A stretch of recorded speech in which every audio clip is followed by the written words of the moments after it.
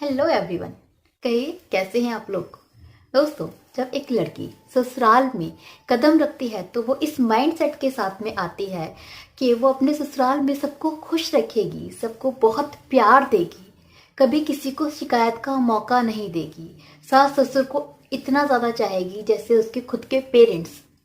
वहीं दूसरी तरफ एक सास जब अपने लड़के की शादी करती है तो वो इस सोच के साथ में एक बहू को लेकर आती है कि अपनी बहू को बेटी जैसा प्यार देगी, ऐसे रखेगी जैसे खुद की बेटी हो, उसकी दो गलतियों को माफ करके चलेगी। लेकिन ऐसा क्या होता है कि जब लड़की घर में आती है बहू बन के, जब दोनों सास बहू साथ में रहते हैं तो उनमें इतने ज़्यादा झगड़े होने लगते हैं।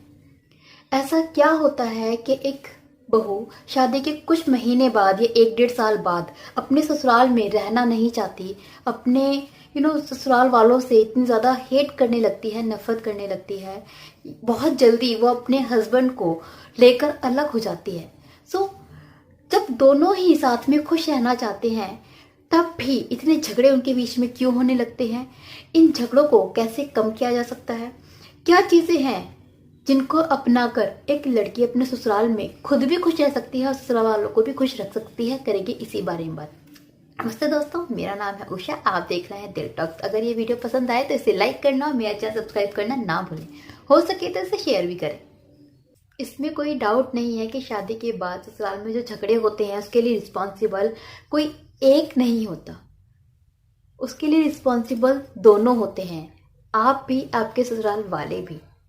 कहते हैं ना, ताली कभी भी एक हाथ से नहीं बजती। लेकिन फिर भी कुछ ऐसी चीजें हैं जिसका ख्याल अगर आप रखेंगे तो आपके झगड़े ससुराल में कम होंगे, आपसे ससुराल वाले खुश रहेंगे और आप भी उनके साथ खुशी खुशी रह पाएंगे।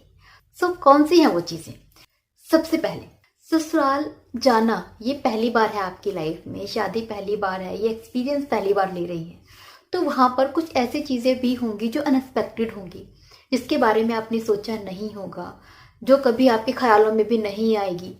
उन अनएक्सपेक्टेड चीज़ों के लिए प्रिपेयर रखिए अपने आप को, ताकि जब ऐसी चीज़ें हों तो आप एकदम आग बबूला ना हो, अपने ऊपर से काबू ना खोए।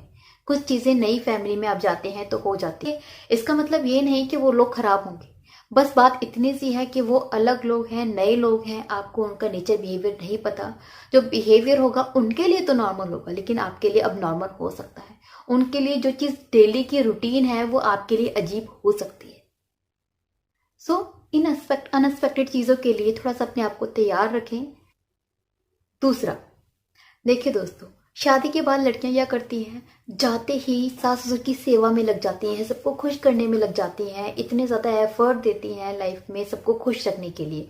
और फिर क्या होता है, जितना ज़्यादा एफर्ट लगाती हैं उतना जल्दी टायर्ड हो जाती हैं, कुछ टाइम बाद एक्साइटमेंट खत्म हो जाती है, फिर वो उन्हीं चीज़ों से फेड अप होने लग जाती है। आप धीरे धीरे चीज़ों को करना शुरू करें, धीरे धीरे लोगों को समझना शुरू करें, धीरे धीरे अपने आप को एडजस्ट करना शुरू करें। जो प्रोसेस हो वो स्लो स्लो हो। ओवर एक्साइटमेंट में ओवर एफर्ट्स ना डालें, क्योंकि एक्साइटमेंट में जो एफर्ट लगाएंगे तो लोगों की एक्सपेक्टेशंस आपसे बढ़ जाएंगी और फिर आपकी जब एक्साइटमेंट खत्म होगी तो आप उनके लिए कुछ नहीं करेंगे तो वो भी आपके लिए नेगेटिव हो जाएंगे, आप भी उनके लिए नेगेटिव हो जाते हैं। ये ना करें। तीसरा, दोस्तों देखिए, इस चीज़ को याद रखिए कि जिस घर में आप पले हैं, बड़े हैं, उस फैमिली को आप 20 साल से 25 साल से जानते हैं। वो आपके पेरेंट्स हैं, उनकी अच्छी बुरी चीज़ें आप जानते हैं, अपने बहन भाइयों को अच्छे से जानते हैं। लेकिन जिस फैमिली में आप जा रहे हैं वो सभी लोग आपके लिए अलग हैं, उनका नेचर, उनका बिहेवियर, उनका वे ऑफ थिंकिंग, उनकी हर एक चीज़ अलग है, वो नई अलग पर्सनैलिटीज़ हैं आपके लिए। उनके साथ अगर आप चाहती हैं कि जाते ही इतना अच्छा रिलेशन हो जाए जैसा आपके बहन भाइयों के साथ में है, मम्मी पापा के साथ में है, तो वो नहीं होगा। क्यों? क्योंकि उनके साथ आप सालों से हैं, तब जाकर आप इतना प्यार मोहब्बत है, तब जाकर इतनी अंडरस्टैंडिंग है। ये लोग एकदम नए हैं आपकी लाइफ में। जहां आपने अपनी फैमिली में 20 से 25 साल गुजारे हैं, वहीं ससुराल में जाकर एटलीस्ट 2 या 3 साल आपको लगेंगे सबके साथ में एडजस्ट करने में, सबको समझने में, वो प्यार मोहब्बत, वो अटैचमेंट डेवलप करने में। क्योंकि कुछ चीज़ें वक्त के साथ में ही आती है, अंडरस्टैंडिंग है, प्यार है, अपनापन है, ये सब चीज़ें टाइम लेती हैं। तो वो टाइम दें अपने आप को भी, अपने ससुराल वालों को भी। जाते ही बहुत ज़्यादा एक्सपेक्टेशंस ना रखें किसी से। कुछ चीज़ें वक्त पे छोड़ दें और धीरे धीरे उन चीज़ों को डेवलप होने दें। नेक्स्ट पॉइंट दोस्तों, देखिए ससुराल में कभी कभी ऐसी चीज़ें होती हैं जो आपको बिल्कुल बर्दाश्त नहीं होती, आपके बर्दाश्त के बाहर होती हैं।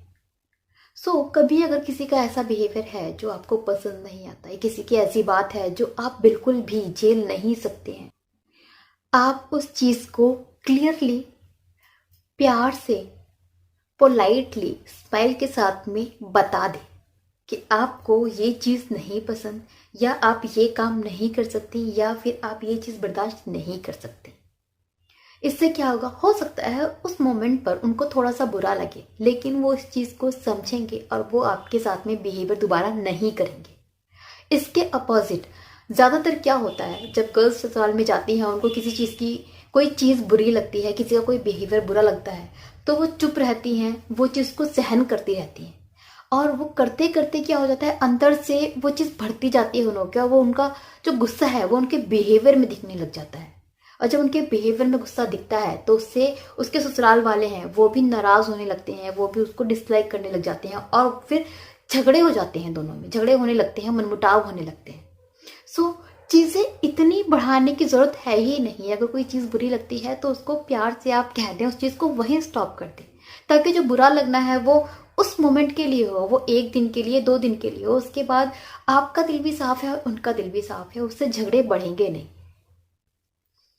अगला पॉइंट देखिए दोस्तों, क्या आप अपने मायके में अपनी भाई की, अपनी बहन की 2 बातें बर्दाश्त नहीं करते हैं? आई एम श्योर किसी की भी फैमिली परफेक्ट नहीं होगी। आप चाहे कितने भी अपने मायके वालों की तारीफ करें, उनमें भी कुछ ऐसी चीज़ें होंगी जो आपको पसंद नहीं होंगी, लेकिन शायद आप चुप रह जाती होंगी, इग्नोर कर जाती होंगी, क्योंकि आप उन्हें बहुत प्यार करती हैं।